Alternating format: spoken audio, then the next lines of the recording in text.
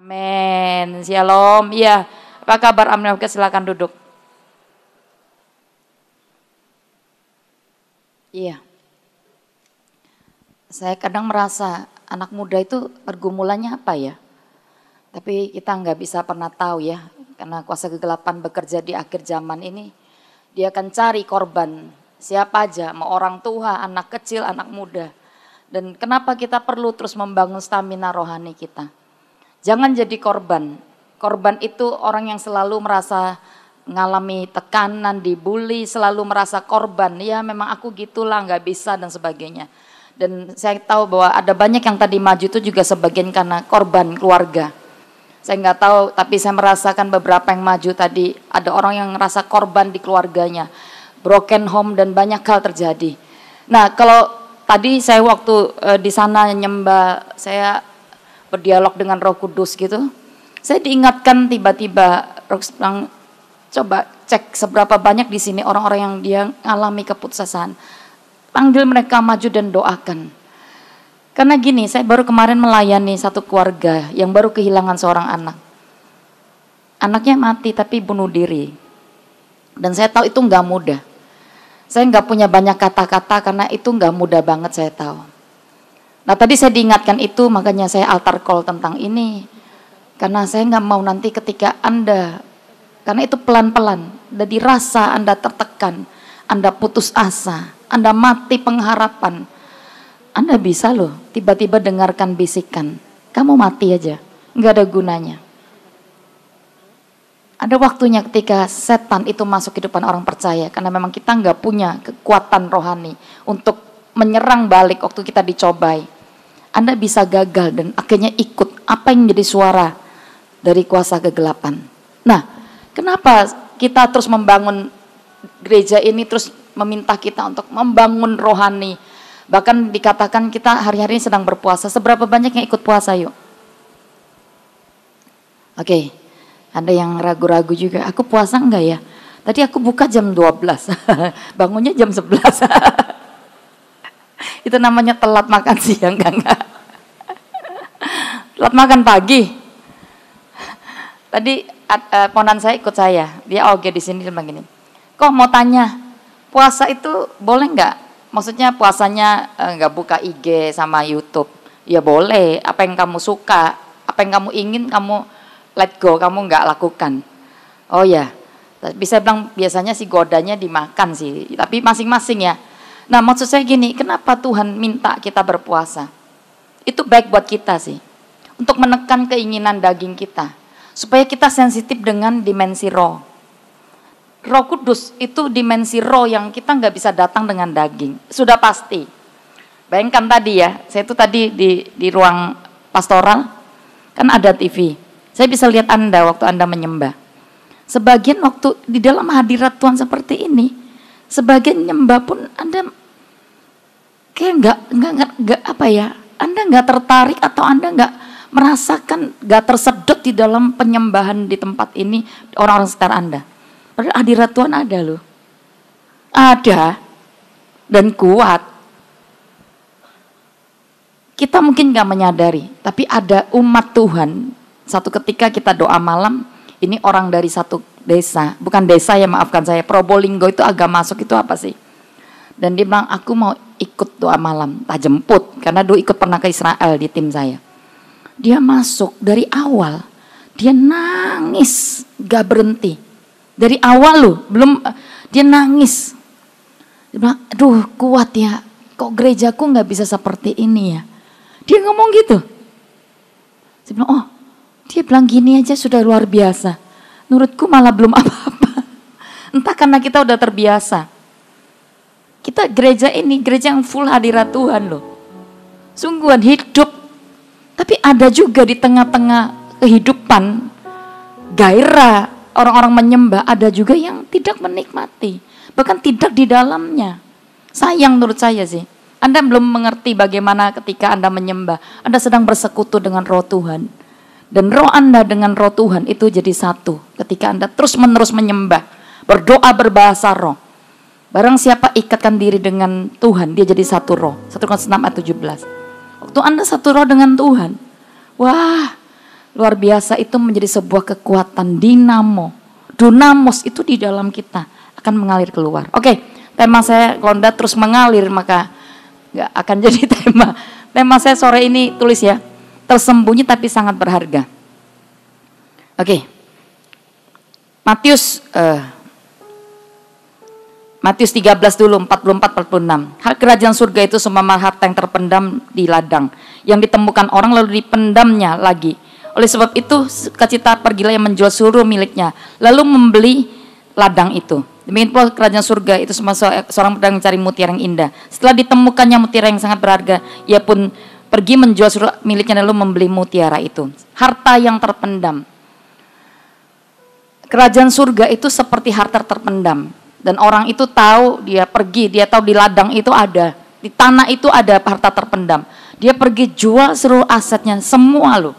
Dia datang beli ladang itu, karena dia dapat ladang itu, dia dapat harta di dalamnya. Nah, kerajaan surga itu apa? Semua kekayaan rohani, semua halal rohani yang Anda tidak hargai, itu akan menjadi lemah dalam hidup kita. Sudah pasti. Contoh, kalau kita lagi berpuasa, itu perkara rohani enggak? Saya nanti akan ngomong tentang Roh Kudus, tapi saya ngomong dari awal tentang hal rohani. Nah, berpuasa itu hal rohani enggak? Hal rohani. Bahkan orang-orang yang bukan Kristen pun mereka menjadikan puasa itu sebagai ibadah mereka. Lebih kuat mereka. Ada keluarga saya yang itu dia sempat sudah berpuluh-puluh tahun loh, masih muda. Dia muti loh, Ciacai. Saya bilang, loh apa artinya hidup gitu ya? Stik masih enak, pentol saya enak, bakso saya enak dan bla bla bla. Tapi orang ini, dia masih muda. Dia berani menekan hawa nafsu makanan. Dia nggak makan makanan enak. Itu bukan cuma 21 hari. Kita makalah jauh. 21 hari aja banyak yang ngalami pencobaan kok. Aduh nggak apa-apa hari ini jam 1 ya Tuhan, kau tahu keadaanku. Tiap hari gitu Anda akan digoda. Tahu nggak? Yesus juga digoda waktu dia di padang gurun. Dia puasa 40 hari. Kita juga digoda. Kenapa pas hari-hari puasa kok banyak yang mau traktir kita? Biasanya sepi traktiran. Tapi begitu puasa itu datang. Ayo makan yuk. Saya bilang, kamu kok nggak pas aku nggak puasa, kamu nggak anut. Ya itu cobaan sebenarnya. Tinggal kita tergoda apa enggak. Yesus bisa melewati itu. Makanya kehidupan dia begitu banyak kekuatan kuasa Tuhan yang menyertai dia. Dan dia menjadi orang yang tidak pernah bisa dikalahkan dengan semua. Bahkan salib pun gak bisa mengalahkan. Dia bangkit pada hari ketiga. Maut pun tidak bisa mengalahkan Yesus. Karena orang ini memang pribadi Yesus ini kuat. Selama dia ada di muka bumi, dia sama seperti kita manusia. Dia berkata, dia tahu kelemahan manusia. Karena dia manusia. Makanya dia tahu kita pasti bakal lapar ketika dia berpuasa. Tapi dia tahu hari ini, dia berkata, aku kirim Roh Kudus untuk menguatkan kita.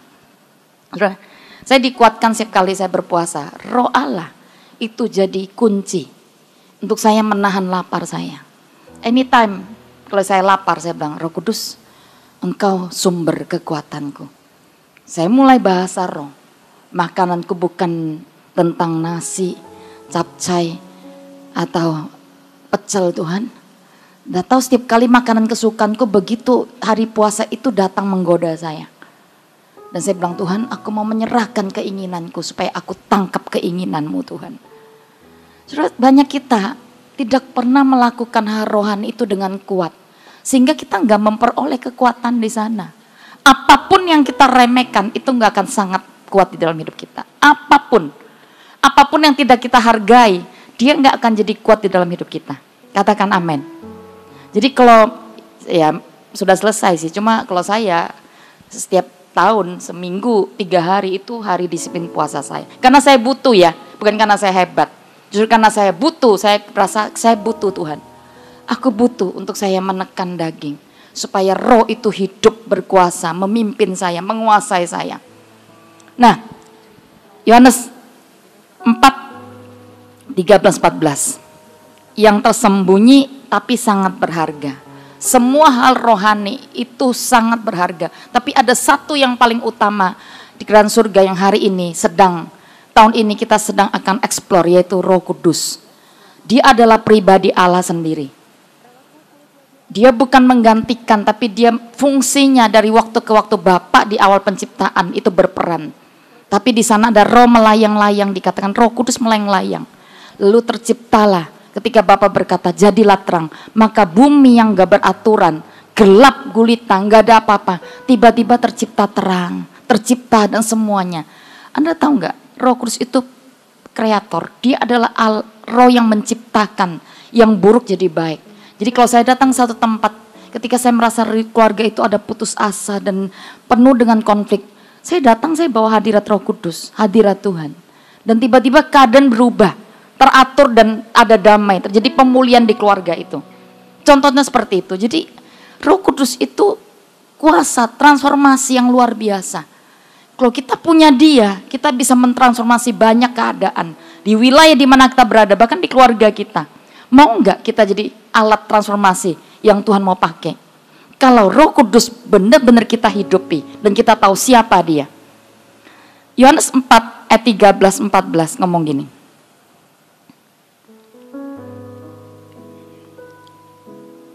Jawab Yesus kepadanya, barang siapa minum air ini, ia akan haus lagi. Tetapi barang siapa minum air yang kuberikan kepadanya, ia enggak akan haus untuk selama-lamanya. Sebaliknya, air yang akan kuberikan kepadanya akan menjadi mata air di dalam dirinya yang terus-menerus memancar sampai kepada hidup yang kekal. Wow, bilang, aku mata air.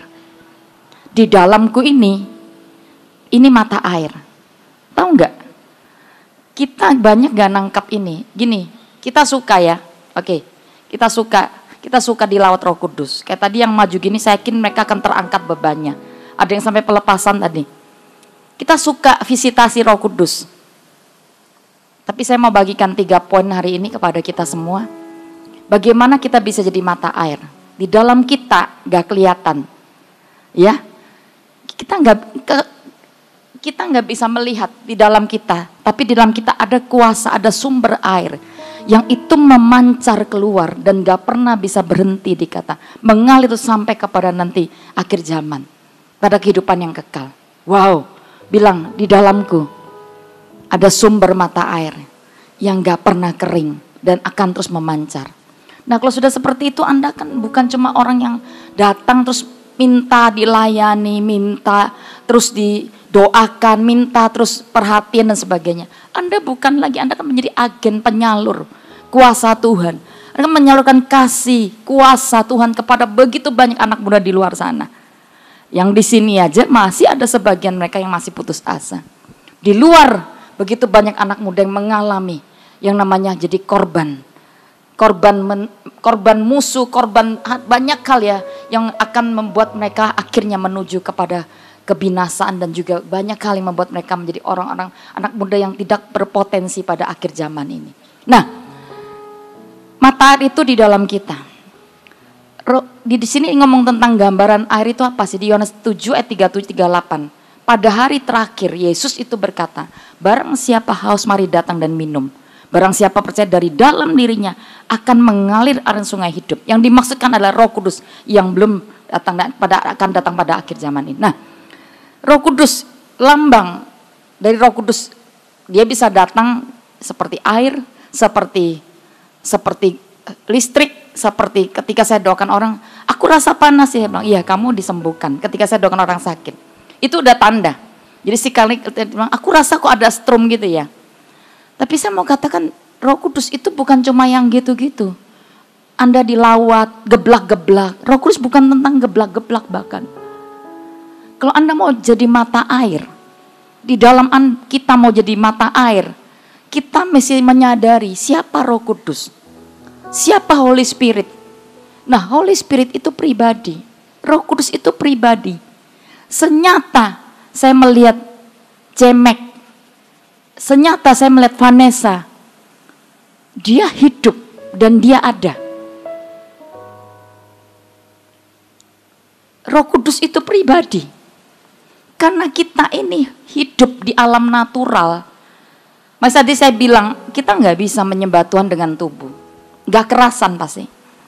Roh yang menyembah dalam roh dan kebenaran. Allah itu roh. Jadi kesulitan kita kenapa? Karena kita mana Mana hadirat Tuhan? Yakub aja mengalami kok. Di Kejadian 28, dia sampai ke satu tempat namanya Betel. Dia letih karena dia lagi dikejar kokonya. Seorang yang lagi pelarian gitu.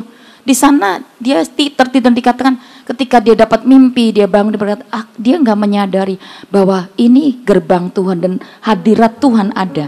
Tuhan hadir di sana, dia tidak menyadari loh.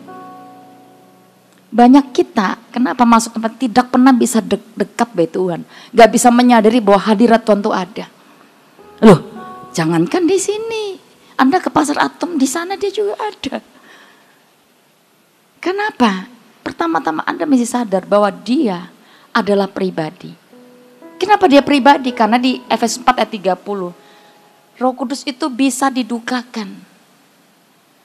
Seperti Anda, kalau Anda bahasa anak muda apa, galau ya? Aduh sedih, aduh apa. Roh Kudus bisa loh bersedih. Kenapa ketika saya lihat seseorang untuk pelayanan apa, saya jujur bukan orang yang mudah tergerak-gerak gitu. Ketika Roh Kudus itu hidup dalam saya bisa lihat seseorang dan saya bisa jatuh hancur hati melihat. Kayak tadi gini, saya baca beberapa orang yang altar call mereka. Kalau mereka menuju keputusasaan dan saya nggak tahu ujungnya nanti mereka mati atau apa. Saya nggak berani, saya mesti taat dengan apa yang saya dapatkan. Nggak audible, tapi saya latih telinga pendengaran saya. Nah, saudara tahu nggak? Di dalam kita, kalau kita bisa menyadari Roh Kudus itu pribadi, karena dia bisa didukakan dan dia bisa dipadamkan di 1 Tesalonika 5 ayat 19. Dia bisa padam, dia bisa didukakan oleh karena karakter kita. Kalau kita punya kemarahan, kalau kita punya iri hati, kita punya kepahitan, kita suka konflik dengan orang, Roh Kudus bisa didukakan. Makanya saya mau kita sadar, di mana sih alamat Roh Kudus pertama-tama? Kita suka gini loh, ada KKR, nanti ada acara worship night atau apa kemarin, saya nggak tahu kemarin, saya sempat juga lihat karena saya orang yang hafal, siapapun yang khotbah saya pengen dengar kok. Saya nggak, siapapun aku pengen dapat sesuatu karena saya tahu ini musim puasa. Musim awal di mana Tuhan sedang membuka mata rohani, hati manusia kita. Saya pengen makan sebanyak-banyaknya. Siapa aja yang berfirman, saya bilang aku pengen dapat Tuhan, aku pengen makan dengan kenyang. Makanya saya buat puasa lapar perut saya. Roh saya buat jadi giras, jadi lapar. Memang gitu sih. Kalau tubuh Anda, daging Anda itu Anda nggak puasakan, maka Anda nggak mungkin punya sebuah kehausan untuk perkara-perkara rohani. Daging itu selalu menuntut ingin makan, ingin tidur dan sebagainya. Itu kemalasan rohani. Nah, puasa itu salah satu membangkitkan sebuah kebangkitan rohani dalam kita. Seperti generator yang membangkitkan sesuatu yang mati dalam hidup kita. Tapi Roh Kudus dan puasa, itu jadi sebuah kekuatan yang nggak bisa dikalahkan. Yesus mengalami itu selama dia pelayanan, setelah 40 hari puasa. Setelah itu Anda lihat dia menyembuhkan begitu banyak orang sakit. Di dalam tubuh Yesus, itu bukan cuma dia tumpang tangan, orang-orang sakit dibawa duduk loh. Duduk di sini loh, sembuh loh. Gak usah tengin-tengin setan keluar. Udah orang-orang langsung ngalami kelepasan kesembuhan. Mau gak kayak gitu? Loh itu kan anak Allah, Yesus. Lah dia juga manusia di muka bumi. Nah, cumanya memang dia bisa melewati pencobaan. Kita nggak kuat membangun stamina rohani kita. 21 hari aja kita banyak yang gagal. Aduh, 40 hari. Saya yakin Yesus itu nggak buka loh mungkin 40 hari. Nggak mati. Kemarin saya ketemu satu orang, karena suaminya menghilang. Saya nggak makan 7 hari, nggak mati Jenny. Jangan kamu teruskan ya, kamu ini bukan puasa. Kamu putus asa ini. Saya nggak anjurkan kamu, makan loh. Kurus banget. Suaminya menghilang 28 hari sekian. Saya bilang kita panggil dia pulang 3 hari, ini pulang 3 hari. Nah, Roh Kudus itu bukan melayang-layang. Dikatakan, tidak tahukah bahwa tubuhmu itu bait Allah. Dan roh itu mau diam di dalammu. Di sini loh ada rumah rohani. Gereja itu bukan gedung ini, tapi kita. Di dalammu ini ada bait Allah yang kudus. Roh Kudus itu bukan cuma datang visit kita. Saya visit AUG. Gak setiap minggu dong saya di sini. Saya kan kadang keliling juga. Kok kadang kayak pedagang keliling, enggak. Saya juga keliling kadang kan. Sebentar saya ada di satu satelit mana, gereja lokal mana. Saya visit Anda hari ini. Minggu depan saya nggak di sini. Kalau Anda menjadikan Roh Kudus itu cuma lawatan, ya banyak Anda akan terdorong ketika ada acara-acara sebuah, aduh nanti ini pasti saya dilawat Tuhan. Kasihan. Anda kan cuma dapat sekedar hari itu terjadi. Tapi saya nggak mau, saya mau jadikan di dalam saya ini tempat tinggalnya Roh Tuhan. Yang pertama, sadari kalau Anda mau jadi mata air, siapa Roh Kudus dan dia tinggal di dalam kita. Dia bukan cuma kuasa yang mentransformasi, banyak. Dia bisa mengubah yang tidak ada jadi ada, yang tidak berbentuk jadi berbentuk. Yang nggak ada bisa jadi nggak ada. Saya berdoa buat orang sakit miom. Saya bilang tidak, saya nggak berdoa buat mengecil. Saya bilang hilang di dalam nama Yesus. Diperiksa ke dokter hilang loh, miom. Bilang oh iya ya, kenapa kita batasi? Yang tidak ada jadi ada, yang ada bisa jadi tidak ada. Saya nggak tahu sih kuasa yang tidak terbatas itu bekerjanya gimana. Di alam yang kelihatan, tapi dia bekerja dan melalui setiap orang percaya dan melalui setiap kita semua di ruangan ini. Mau nggak dipakai besar seperti itu? Mau nggak kita dipakai untuk mentransformasi dan menolong banyak orang dari kesulitan hidup di sebuah wilayah tempat di mana itu kering mungkin secara rohani. Kita datang, lalu kita mulai doakan tempat itu, tiba-tiba terjadi perubahan atmosfer di sana. Bisa nggak? Bisa. Kita bawa hadirat Roh Kudus sebenarnya. Tapi banyak kita nggak bisa. Karena belum kuat di dalam kita, itu belum jadi mata air. Roh Kudus itu bukan cuma visit. Jangan jadikan Roh Kudus itu cuma visitasi kita, lawatan. Dan Anda suka ngejar-ngejar lawatan. Tapi inginkan dia tinggal. Karena inilah tempat kediamannya. Kan dibilang dia diam di dalam kita. Yohanes 14 ayat 16, 17 ngomong, aku mau kirim penolong itu kepadamu. Dan dia akan menyertai engkau sampai selam. Dan dia akan diam di dalam engkau. Jadi Roh Kudus diam di dalam kita. Nah yang kedua, bagaimana caranya engkau enggak cuma tahu dia diam, waktu engkau undang dia datang kayak tadi. Anda harus benar-benar membuat dia bilang kerasan. Kerasan. Ini hujan ya, saya yakin kenapa Anda datang, karena Anda memang sudah, Anda menikmati ibadah di tempat ini. Kayaknya kalau nggak datang, aku nggak bisa deh. Kok ada yang kurang gitu ya? Pernah ngalamin gitu? Pernah ngalamin gitu? Atau ada aku ini kalau nggak doa, aku rasanya ada yang gelisah ya. Kalau sampai nggak gelisah ya saya nggak tahu. Saya sih gelisah ya, saya gelisah. Saya gelisah kalau saya nggak berdoa. Tapi saya pun kalau saya nggak berdoa, saya bisa bawa di jalanan. Tapi saya nggak izinkan Anda tutup mata ya. Sambil nyetir saya, orang dia di dalamku kok, saya akan ajak dia berdialog.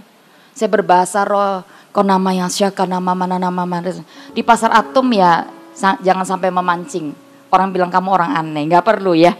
Nggak perlu, tapi saya yakin anytime kita bisa ajak dia bersekutu. Karena kita satu rumah dengan dia. Bilang, satu rumah. Cuma kita nggak sadar.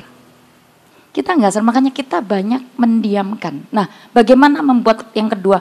Bagaimana membuat dia kerasan dalam hidup kita? Karena saya lihat banyak kita tidak membuat Roh Kudus itu kerasan. Makanya jadi lemah.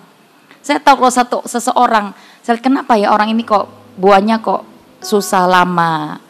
Kok juga kelihatan dari karunia-karunia Roh Kudus atau apa yang kok itu tidak muncul. Dan begitu berdampak dan ada banyak kali itu jadi stamina rohani. Saya cuma tahu bahwa orang itu tidak mengizinkan Roh Kudus itu benar-benar diam dalam dirinya. Dan tidak membuat Roh Kudus itu kerasan. Nah kata kerasan, saudara kalau di dalam perjanjian baru, Anda baca kitab Lukas. Yesus itu seringkali singgah ke beberapa kota. Ya, dia datang, dia lewat, dia sering lewat ke Yeriko, Kafarnaum atau beberapa tempat. Tapi ada satu tempat yang dia favorit. Dan dia di sana bukan cuma singgah loh, dia bukan cuma lewat, dia stay loh. Dia stay. Lukas 10 nanti baca di rumah ya, 38 sampai 42 cerita Maria dan Marta. Kemarin kan waktu Natal kan itu ada dramanya. Waduh, pemainnya luar biasa. Saya sangat saya bilang wow, ini yang memerankan cocok banget gitu ya.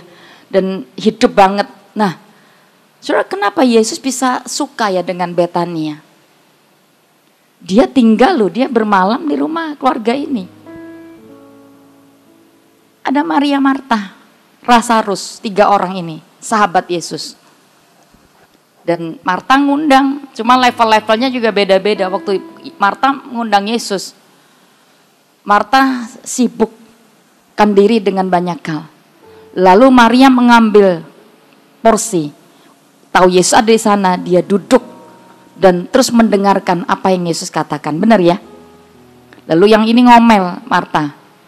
Lalu kata si Marta bilang, Yesus kamu gak peduli ta? Lihaten, aku kerja sendiri, saudaraku gak peduli. Yesus berkata, Marta, Marta, kamu sibuk dengan begitu banyak hal. Tetapi Maria ini tahu, dia tahu yang satu ini, bagian terbaik. Satu saja yang perlu, bagian terbaik yang tidak bisa diambil dari hidupnya. Nah, Yesus bukan cuma pada waktu dia mau mengalami salib, dia diurapi.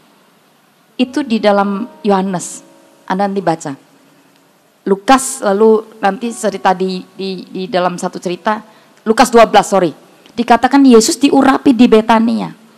Saya nggak tahu kenapa Betania itu begitu memikat Yesus. Sehingga dia bukan cuma lewat, tapi dia singgah. Dia stay. Nah, saudara, kenapa gereja mula-mula itu hadirat Roh Kudus? Kenapa bangkit begitu banyak orang-orang perkasa di sana? Di dalam satu kali lawatan loh. Mereka kan nunggu-nunggu dari 500 orang lalu sisanya 120 orang. Mereka terima janji, visi. Lihat Yesus diangkat ke surga. Waduh, itu supranatural. Yang gitu aja 500 tinggal 120. Apalagi Anda gak pernah lihat Yesus berkata, aku tunggu ya, aku kasih kamu Roh Kudus. Mereka lihat loh Yesus diangkat ke surga, lihat firman seperti itu. Itu supranatural. Tapi itu pun gak semuanya stay nunggu. Tinggal 120 yang menginginkan dan menanti-nanti Roh Kudus. Bagaimana Anda membuat Roh Kudus kerasan?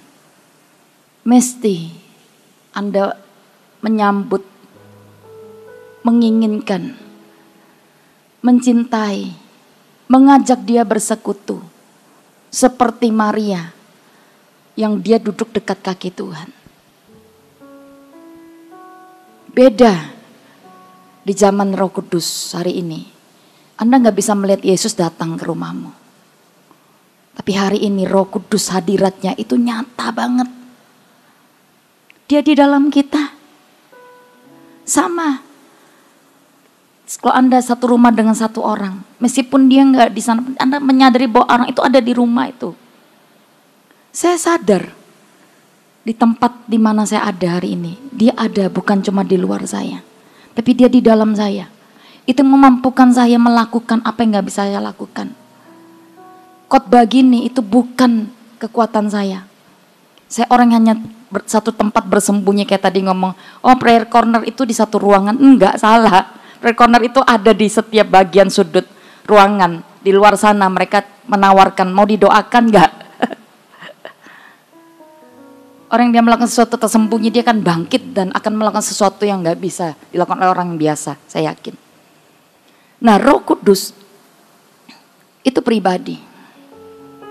Kalau Anda enggak pernah mengajak dia, menginginkan dia, Anda nggak akan bisa mendapatkan Roh Kudus itu stay dalam hidup kita.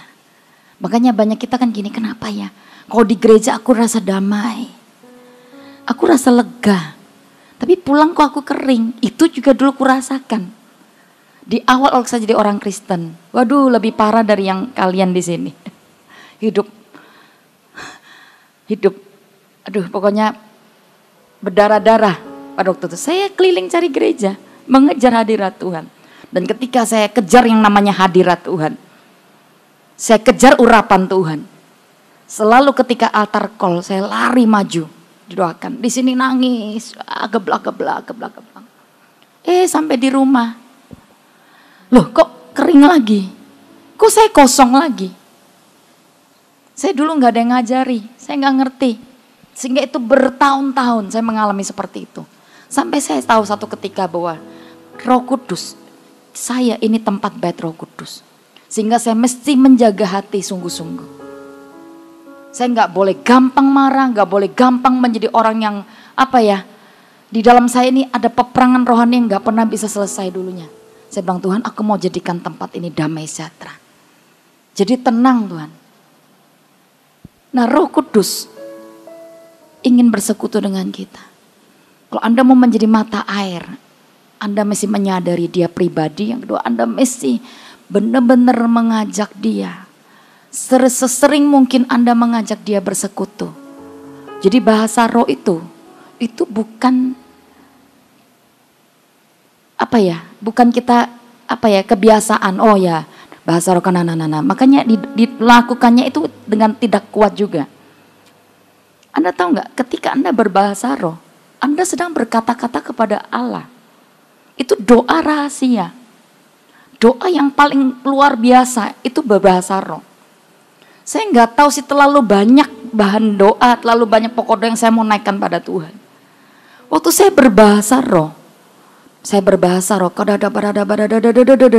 Roh Kudus.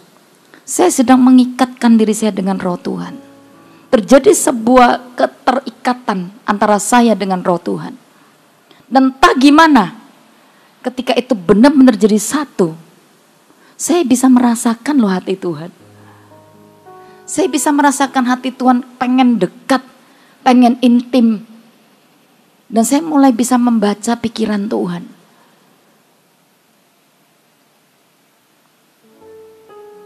Saudara, kenapa kita sepi? Seperti di zamannya Samuel, 1 Samuel 3. Dikatakan gini, pada waktu itu firman Tuhan jarang. Dan penglihatan tidak sering juga.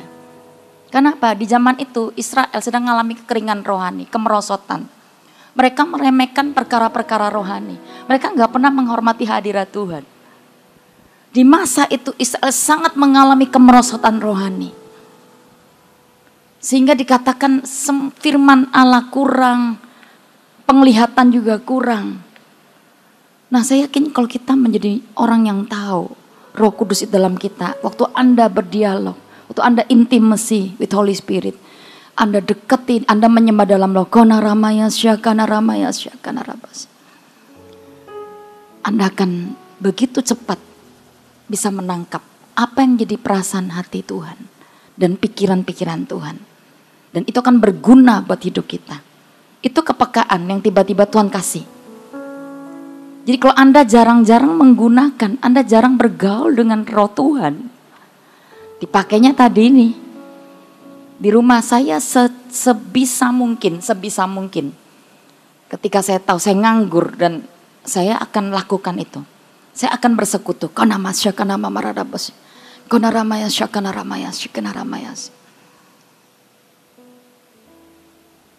Dia mau dekat. Dia mau kita ngobrol dengan dia. Sedekat ketika Anda dekat dengan satu orang. Dan kepada orang yang dekat, engkau akan membuka rahasiamu, bukan?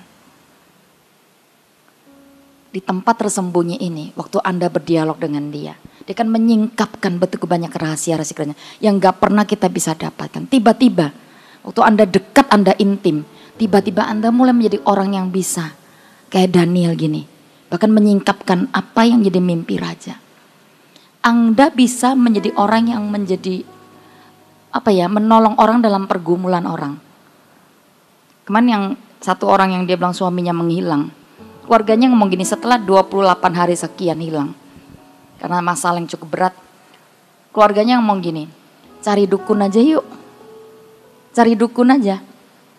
Dan tiba-tiba waktu keluarganya bilang gini, dia bilang tiba-tiba, kenapa saya nggak cari hamba Tuhan ya?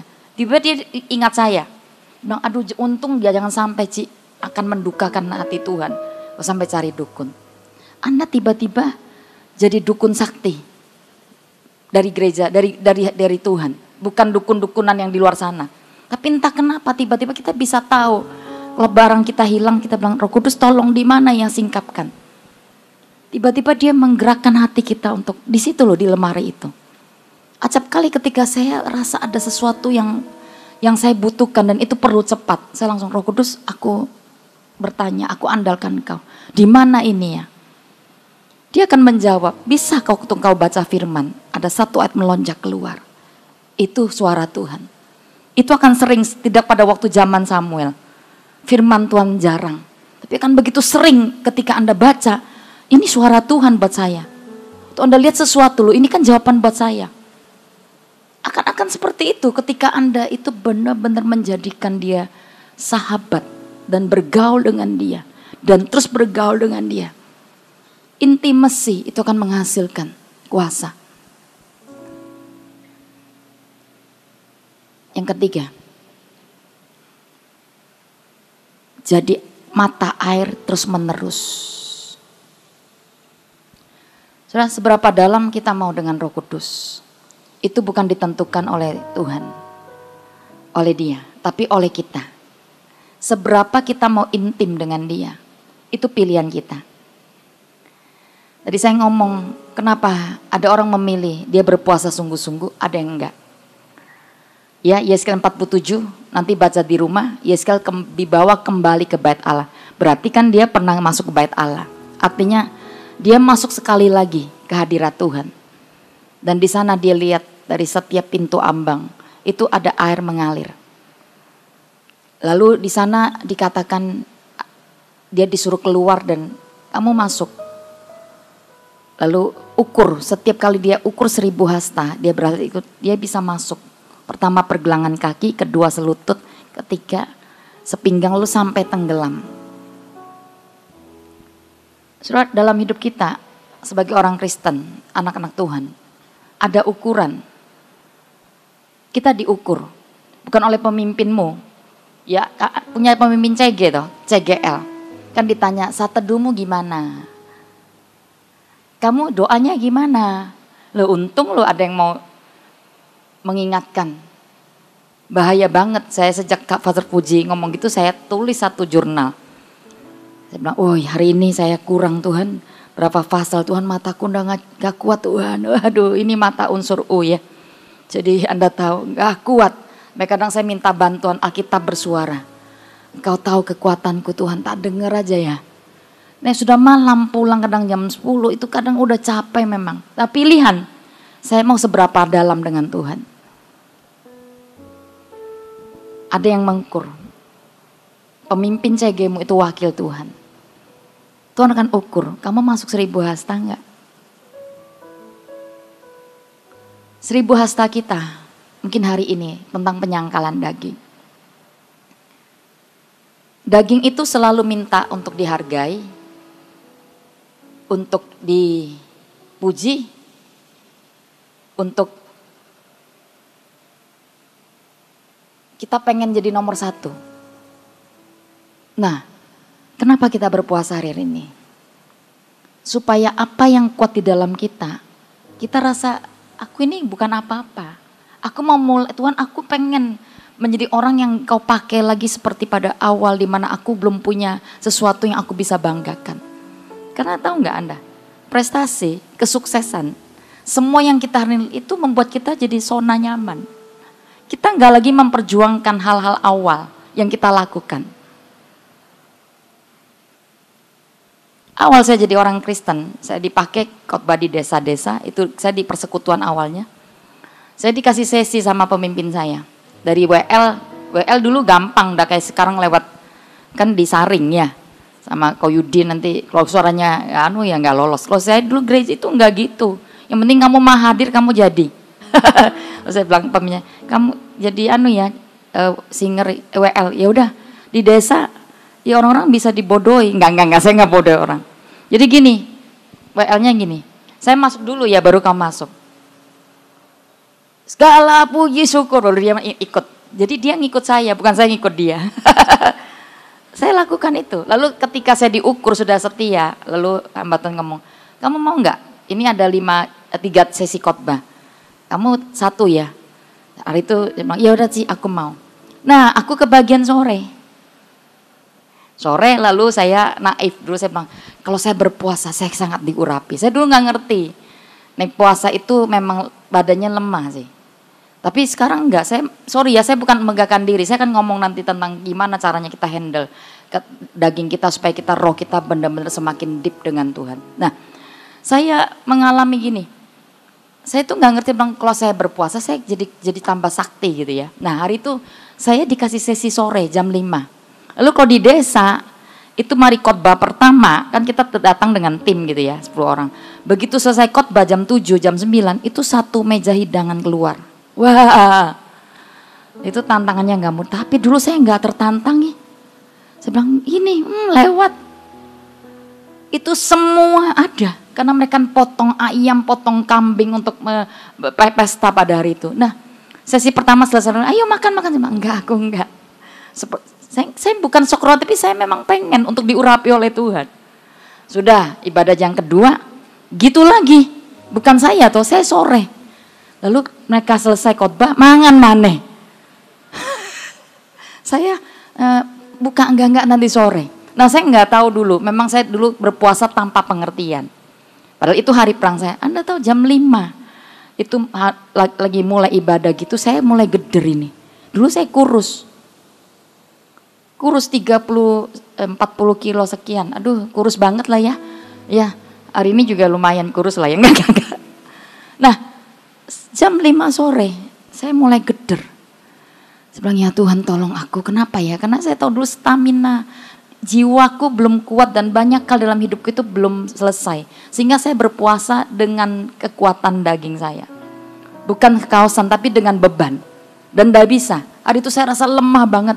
Dan waktu saya berkhotbah gitu. Mungkin hamba Tuhannya sano ya hamba Tuhan ini kok kurus selalu. Gak ada kehidupan. Tapi hari itu saya bisa selesaikan khotbah. Dan saya bawa halawatan Tuhan bagi orang-orang yang ada di sana. Nah hal-hal gitu. Saya rasa itu hilang dari hidup saya. Pada waktu saya mulai ambil puasa di tahun ini, saya cerita sama Pasam, kita lagi ngomong di pastoral hari Minggu. Saya bilang, Pasam kenapa Pasam puasa? Saya pengen ini untuk kembali ke kasih mula-mula. Apa yang dulu saya pernah lakukan. Di Ungaran dulu saya sering banget puasa dan alami banyak mujizat. Sudah tanpa sadar ketika kita menjadi orang yang sudah dipakai Tuhan. Yang WL ya, saya nggak ngomongi sih siapa aja di sini ya. Kita menjadi terbiasa dengan pelayanan. Kita jadi nggak menginginkan sesuatu yang beda di hari kita pelayanan. Saya selalu ingin Tuhan, aku mau beda dong Tuhan. Saya nggak mau, oh ya aku khotbah ini poin-poinnya nanti selesai. Tuhan aku nggak tahu kondisi jemaat ini ngapain. Aku pengen kalau ada 1 orang aja yang dia mau mati, aku tolong dia. Aku sudah berhasil kok datang ke tempat itu. Saya pengen Tuhan kasih aku suaramu. Nah, kenapa kita sangkal diri? Kalau Anda mau masuk ke 1000 hasta, terus ada penyangkalan daging di hidup kita. Karena nggak bisa, Anda nggak mungkin bisa menyelam dalam roh. Kalau daging kita itu bicara tentang prestasi, keangkuhan hidup, kesombongan manusia. Semua tentang akunya kita. Itu mesti mati. Waduh gak enak ya, mati. Kata Kolose, matikanlah semua keinginan daging. Saudara gak boleh, kita gak boleh hidup di dalam keinginan daging. Itu akan menjadi musuh roh. Musuh revival itu apa? Kedagingan. Kedaging siapa? Ya aku. Saya tahu, aku itu kemalasan rohani saya. Aku itu zona nyaman saya. Aku itu adalah saya sudah bisa. Saya bisa loh jadi terbiasa berkhotbah keliling setiap minggu putar-putar. Saya tinggal, mau khotbah apa ya hari ini? Saya bisa. Tapi saya nggak mau. Saya berkata, Tuhan aku mau masuk 1000 hasta ya. Sekalipun mungkin firman-Nya bisa sama. Di tempat ini, pergerakan rohmu mau bekerja sedahsyat apa Tuhan? Aku aku mau libatkan engkau. Kalau sampai kita masuk ke dalaman dibilang 1000 hasta yang terakhir. Roh itu sudah menguasai kita. Kita tenggelam di dalam sungai hadirat Tuhan. Jadi bukan lagi pikiran Yeni Verodika. Bukan lagi keinginan daging Yeni Verodika. Tapi keinginan roh itu yang saya lepaskan. Makanya saya tadi tanya Roh Kudus di sana tuh. Dan semakin saya tekan daging, roh itu semakin tajam. Roh akan semakin hidup dan dia bisa menguasai lo. Dia akan menguasai berkata, ini kamu lakukan ini. Nah di sana butuh kita taat. 1000 hasta pertama Anda kan bisa, kedua kalau Anda nggak taat, percayalah. Setiap kali ketika Tuhan tegur kita sesuatu tentang kedagingan kita obey, kita lakukan. Contoh ya, lepaskan pengampunan, meletakkan hak kita untuk marah dan sebagainya. Di situ saya yakin kita meningkat loh. Saya rasa hampir setiap kali. Bukan waktu saya berpuasa 40 hari, tapi waktu saya bisa menekan. Waktu saya mengalami fitnah. Saya mengalami orang-orang, saya berkata, Tuhan, beri aku kekuatan untuk tidak membalas. Waduh, di sana Tuhan berkata, ini kamu masuk 1000 hasta. Kamu bisa masuk. Itu ukurannya Tuhan, 1000 hasta. Saya nggak tahu di hari-hari kita, cek banyak ke 1000 hasta. Tapi itu ukurannya Tuhan. Gini, satu ketika saya ngomong sama Tuhan gini, Tuhan, di zaman dulu ada Smith Wigglesworth, pahlawan Tuhan. Yang gila, pahlawan iman itu. Aduh, dia bisa bangkitkan orang mati, istrinya sendiri dihidupkan. Orang ini dia doa orang, kanker ya, itu ditinju. Pak. Atau ketika di satu ibadah, kerusetnya, ada orang sakit kanker. Dia bilang, bawa maju orang itu. Dibawa 2 orang, sampai depannya jatuhkan. Anda berani nggak konselor? Waduh, tapi harus menjatuhkan. Lu, bak! Ini jatuhnya ke depan. Jadi ininya perutnya kan gede, kanker, kandungan, bak! Dan di sana orang-orang, wow, pendeta nggak punya kemanusiaan. Kalau Anda langsung Anda give up, aduh, udah bu, nanti aja ya, mungkin belum gak sembuh hari ini. Dia bilang berdiri. Ini gila. Di sininya udah kuat banget, mata air itu di dalam dia, iman itu udah nggak bisa digoyahkan. Mau orang ngomong apa, berdiri. Untuk kedua kalinya, jatuhkan, puak. Lalu, aduh sesat lagi hamba Tuhan, ramai udah. Kalau Anda mungkin udah lari aja dah. Tapi dia nggak gitu, berdiri. Ketika lihat, puak. Dan ketika berdiri, Anda tahu itu kankernya itu brodol keluar. Saya bilang, Tuhan, kok nggak ada ya Tuhan? Aku pengen gak banyak Tuhan hamba Tuhan yang dibangkitkan di zaman ini. Yang segila ini Tuhan. Lalu Kathryn Kuhlman, Anda tahu wanita kurus sih. Mungkin saking banyak puasa ya. Saya nggak tahu ya. Saya nggak tahu. Lalu kurus. Ketika dia nyanyi, Anda buka di YouTube. Dia nyanyi itu, kita kerosok. Hadirat Tuhan tuh kuat dan kalau dia masuk di ruangan tuh ada KKR gitu ya, orang-orang sakit parah apapun itu sembuh loh. Nggak ditumpangin, di sana langsung sembuh sendiri. Sampai gitu loh. Dia jadi mata airnya itu debitnya itu kuat banget. Pes. Dan saya bilang, Tuhan, kok nggak ada ya Tuhan wanita di zaman ini yang dipakai gini. Dia sudah keburu meninggal. Saya bilang, kasih tongkatnya Tuhan. Ada orang lu mimpi dikasih tongkat sama, waduh kamu dikasih tongkat kesembuhan itu. Nah saya bilang, Tuhan aku mau lu Tuhan, pakaian Tuhan. Bukan untuk show off, tapi aku pengen nolong orang banyak. Kasihan banyak orang sakit kanker Tuhan di zaman, kenapa ya begitu banyak orang sakit kanker. Tuhan ngomong gini, kamu mau pergi lo ke toko, ke perpustakaan. Saya pergi ke perpustakaan, saya masuk, saya ambil buku, cari Kathryn Kuhlman, ada nggak? Oh bukunya biru. Saya baca biografi Kathryn Kuhlman. Terus saya baca, Kathryn Kuhlman mengalami 1000 kematian daging. Terus, Tuhan berkata, kamu masih mau ya nih? Saya bilang, iya Tuhan, beri aku kekuatan melakukan. Dicubit sekali, baru 1 Tuhan. Tambah lagi, belum sakit kok Tuhan. Nah, 1000 kematian daging. Saya belajar di dalam proses puasa saya. Sabtu kemarin saya ada di retreat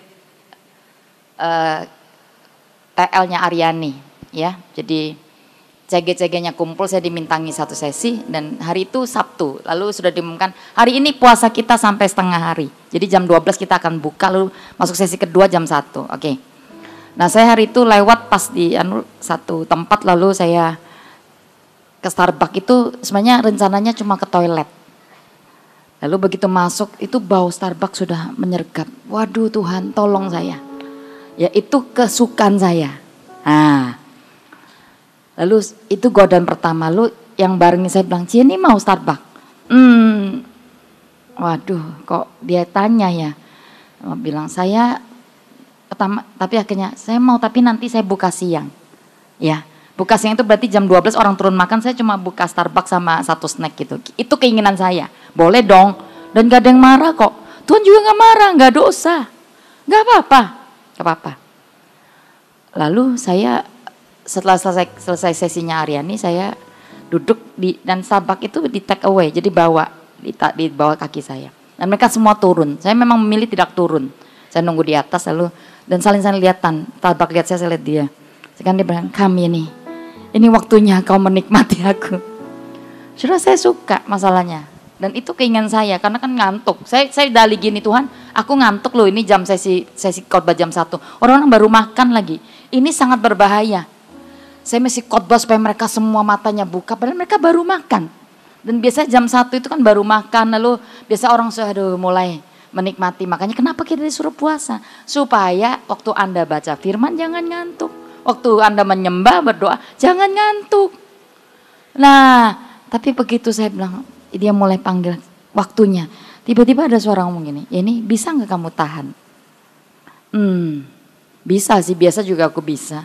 Hari ini Tuhan, dapat aku buka jam 1 lah ya Tuhan. Lalu Tuhan berkata, "Tahan sebentar lagi.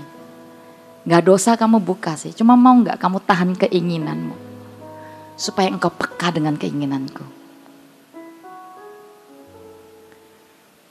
Kenapa kita disuruh? Anda mau deep dengan Tuhan. Saya tahu hari ini pun saya gak bisa ngomong ya. Keintiman saya dengan Roh Kudus atau keintiman Ko Philip dengan Roh Kudus itu, aduh jauh mungkin ya, saya gak tahu. Tapi saya mau berjuang sih masuk 1000 hasta. Saya menginginkan. Makanya saya butuh keratkan daging saya dari waktu ke waktu. Jam 4 pagi, beberapa waktu yang kita dalam puasa, saya dibangunkan. Setiap jam 4 tidur baru jam 1, kadang jam 12 kadang. Saya memang orang yang suka, maksudnya selesaikan di malam gitu. Jam 4, saya butuh ketaatan. Saya obey, mau masuk 1000 hasta apa enggak? Saya berkata, besok saya masih bisa menyembah lah. Saya masih bisa berdoa, saya masih bisa berasal. Saya tinggal pilih. Padahal hari itu saya dibangunkan loh, tidak pakai alarm. Kalau roh itu haus, semakin kita bersekutu dengan dia, Anda yang dipanggil bangun. Bukan kita lagi, Roh Kudus mana ya mana, dia di dalam kita. Dia yang manggil-manggil. Bangun. Aku pengen berdoa, aku pengen bersekutu denganmu. Dia yang merindukan. Kalau kita taati, kita bisa masuk 1000 hasta. Dan semakin Anda intim, semakin Anda dekat, semakin intim, semakin bersekutu, semakin haus, semakin bersekutu, maka Anda akan semakin dalam masuk 1000 hasta itu. Sampai dikatakan roh itu berkuasa atas hidup kita. Sekarang kan kamu bukan dipimpin roh, kadang dipimpin oleh keinginan kita. Tadi lo ada yang keinginan pengen putus asa bunuh diri. Kalau Roh Kudus gak mungkin dia kok dalam kita. Masa kita saya dulu gitu. Jadi waktu masa-masa di mana saya belum dalam Tuhan kuat, saya bangun pagi pengen mati loh, kayak gak berguna gitu. Tapi sejak roh itu dalam saya dan jadi besar, iman saya bertumbuh, intimidasi itu gak lagi datang. Saya mengalahkan intimidasi. Roh di dalamku lebih besar mengatasi yang di luar. Spirit di luar itu bisa hanya intimidasi, tapi kalau di dalam kita ada kekuatan dan roh itu besar menguasai. Ketika jadi satu roh, dia jadi besar, dikatakan dia bisa mengatasi semua tantangan, semua intimidasi musuh yang seringkali itu kita dapat tanpa kita sadar. Perkataan orang atau apa aja, Pernah nggak Anda bangun tiba-tiba merasa, kok aku putus asa ya? Itu spirit. Dan itu sangat menekan loh kadang. Seberapa dalam kita mau dengan Roh Kudus? Pilihannya di kita. Waktu saya habis. Tapi saya merasa AOG. Kita mesti mengejar kembali apa yang pernah hilang di dalam hidup kita sih. Kata revival, itu mengulang. Revival itu kebangkitan yang lebih besar. Saya mengejar. Saya dulu bisa 1 hari 3 kali masuk ke ruang doa untuk cari Tuhan. Kenapa ya kok sibuk, kok malah sekarang gak bisa lagi gitu. Tuhan berkata, bukan karena kamu sibuk ini, hatimu bergeser. Kamu udah terbiasa dan kamu gak lagi menyadari bahwa engkau butuh aku. Saudara, selain kita membutuhkan Dia untuk banyak hal kita bisa handle. Jadikan Dia pribadi. Jangan cari tangannya. Jangan cari yang tadi saya bilang Smith Wigglesworth, Ketengkutmen. Itu kuasa yang pasti dapat. Semakin Anda intim dengan seseorang, Anda akan jadi seperti dia. Kalau Tuhan itu berkuasa, kita akan punya kuasa juga. Untuk membalikkan dunia. Di mana engkau ada, kampus, keluarga. Saya tahu sebagian orang datang. Anda pengen atmosfer keluargamu berubah, bukan? Kok keluargaku berantakan ya? Kok papa mama terus setiap hari bertengkar ya? Kok kemiskinan terjadi? Kamu pengen transformasi keluargamu, bukan? Bisa. Kalau kamu jadi mata air, kamu bisa jadi alat transformasi. Kamu bisa membawa keluargamu itu mengalami kemuliaan Tuhan. Di zaman Israel, Yeskel melihat hadirat Tuhan meninggalkan bait Allah. Kenapa? Hadirat Allah tidak diinginkan oleh Israel. Mereka mendukakan, mereka buat penyembahan berhala di bait Allah. Besok saya akan singgung itu di AOG. Saya kira itu yang lebih besar-besar. Di sini juga ada yang AOG yang umurnya cukup dewasa ya. Tapi saya pengen hari ini, mau gak kita seperti itu berkata, dia doa desperate, bangkitkan Tuhan, bangkitkan gairah kami, bangunkan sukacita kami untuk mencarimu lagi. Ketika revival datang, dan akan datang waktunya, ini musim revival. Gak ada orang lagi, semuanya akan menyembah Tuhan dengan lapar dan haus. Semuanya akan antusias, gak lagi didorong-dorong.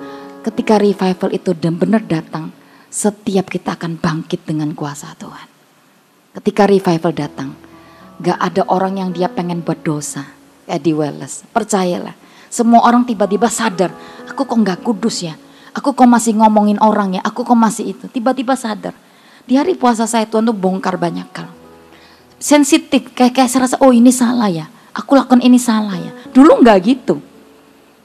Dan itu akan membunuh semua kompromi-kompromi yang setiap kali itu seringkali datang ke kita. Israel tuh banyak korup hadirat Tuhan di zamannya. Pergi loh hadirat Tuhan. Simpson udah sadar. Roh Tuhan tinggalkan dia. Kenapa kita kering? Karena roh Tuhan itu meninggalkan kita. Kita cari Tuhan yuk. Kita berdiri.